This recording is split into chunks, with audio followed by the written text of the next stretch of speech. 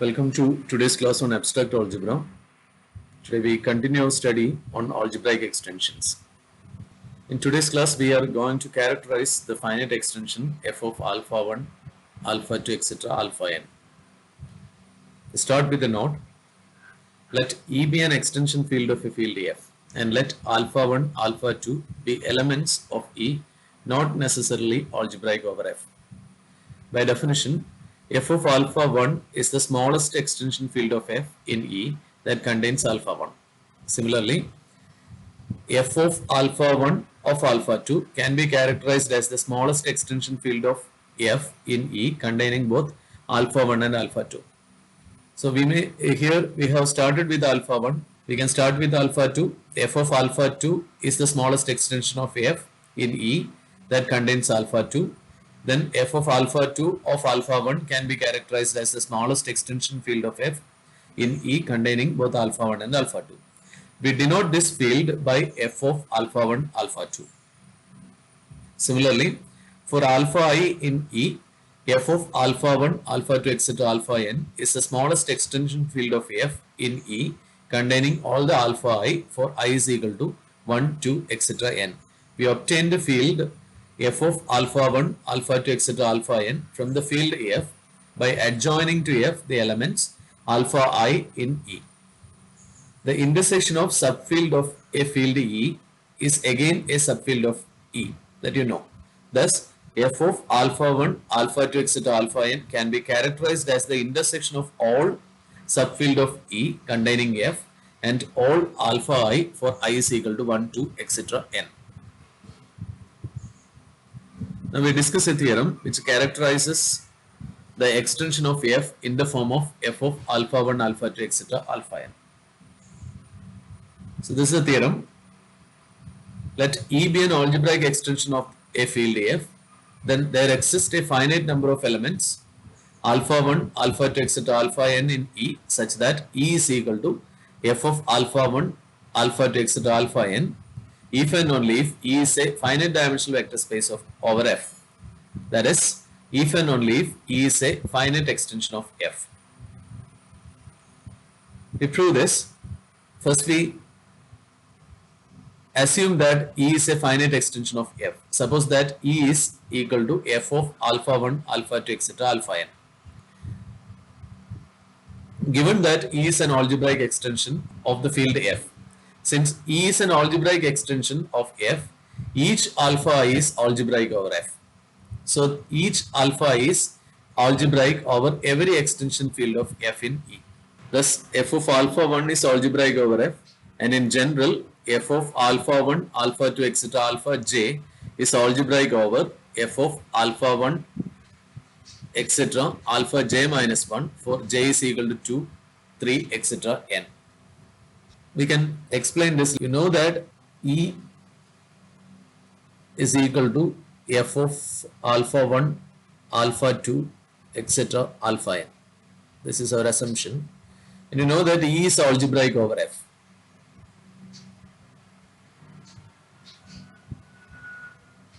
Over f. You know that alpha 1 belongs to E. You know this, alpha 1 belongs to E, and you know that every element of f is algebraic over f. Now alpha 1 belongs to E is algebraic over f. So f of alpha 1 contains all elements of f together with alpha 1, and you know that every element of f is algebraic over f, and alpha 1 is also algebraic over f. Therefore f of alpha 1 is algebraic over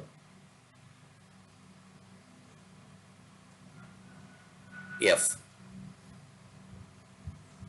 Now you know that alpha 2 belongs to E and alpha 2 is algebraic over f.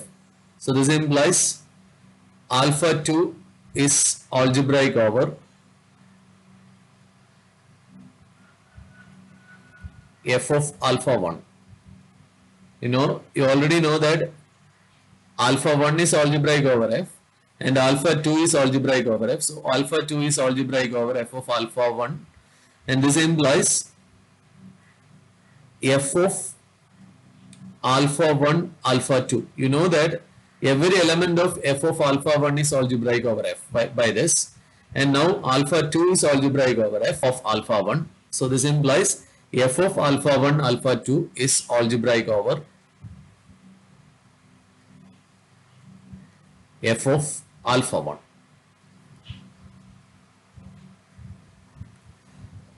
Similarly, you know that alpha 3 belongs to E. So this implies alpha 3 is algebraic over f of alpha 1 alpha 2. You know that every element of f of alpha 1 alpha 2 is algebraic over f of alpha 1 alpha 2. Now alpha 3 is also algebraic over f of alpha 1 alpha 2. So this implies f of alpha 1 alpha 2 alpha 3 is algebraic over f of alpha 1 alpha 2.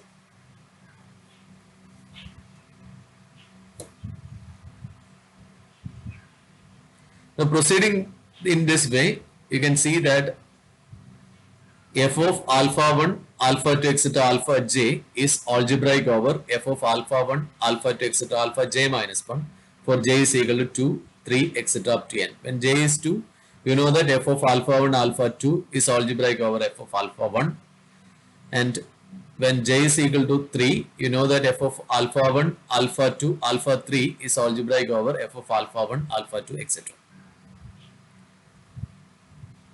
And by the corollary, if fi is a field for I is equal to 1 to etc r and fi plus 1 is a finite extension of fi, then fr is a finite extension of f1.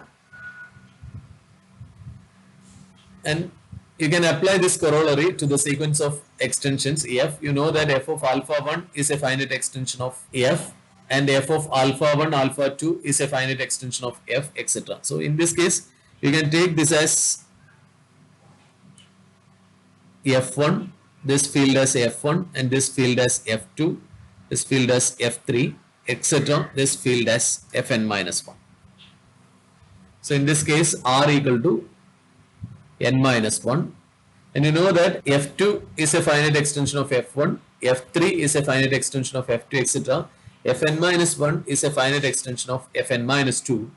The fr, the last field, is a finite extension of the first field. So f of alpha 1 alpha 2 etc alpha n is a finite extension of f, and you know that f of alpha 1 alpha 2 etc alpha n is equal to E. So E is a finite extension of f from this corollary. Now we prove the converse. Conversely, suppose that E is a finite algebraic extension of f. We are going to show that E is equal to f of alpha 1 alpha 2 etc alpha n. So the assumption is that E is a finite algebraic extension of f.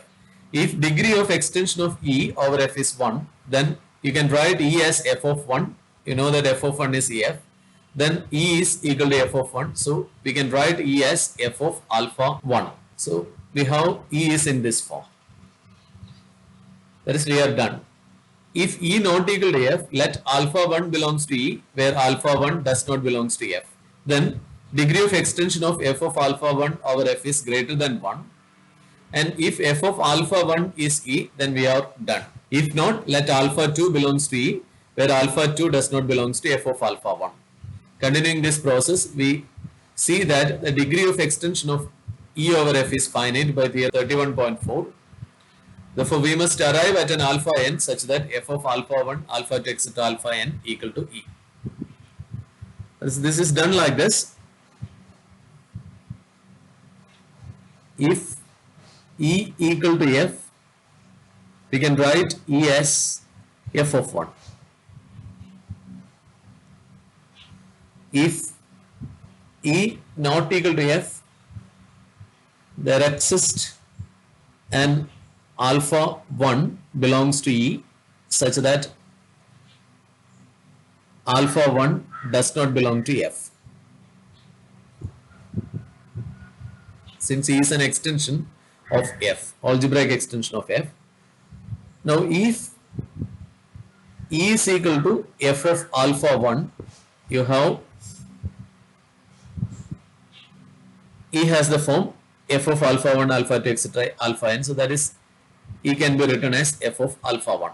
That is what we have to prove. We have to show that if E is an algebraic extension of a field F, then there exists a finite number of elements alpha 1, alpha 2, etc. alpha n E such that E is equal to f of alpha 1, alpha 2, etc. alpha n, if and only if E is a finite extension of F. Now our assumption is that E is a finite extension of F and E is algebraic over F. We are going to show that E is of the form f of alpha 1, alpha 2, etc. alpha n. So if E is equal to f of alpha 1, E is of the form f of alpha 1, alpha 2, etc. alpha n with n equal to 1. Now, if E not equal to f of alpha 1, there exists an alpha 2 in E such that alpha 2 does not belong to f of alpha 1. Therefore, if E equal to f of alpha 1, alpha 2, we have done. Now, if E is not equal to f of alpha 1, alpha 2, there exists an alpha 3 in E such that alpha 3 does not belong to f of alpha 1, alpha 2. Then again, if E equal to f of alpha 1, alpha 2, alpha 3, then we have done. Otherwise, there exists an alpha 4, etc. Now proceeding like this, by theorem 3.14, degree of extension over E is E over F is finite. You know that E is an algebraic extension, so degree of E over F must be finite. Therefore, we must arrive at some alpha n such that E is equal to f of alpha 1, alpha 2, etc. alpha n. So if E is a finite algebraic extension of F, then you can write E as f of alpha 1, alpha 2, etc. alpha n. So this characterizes the field extensions of the form f of alpha 1, alpha 2, etc. alpha n.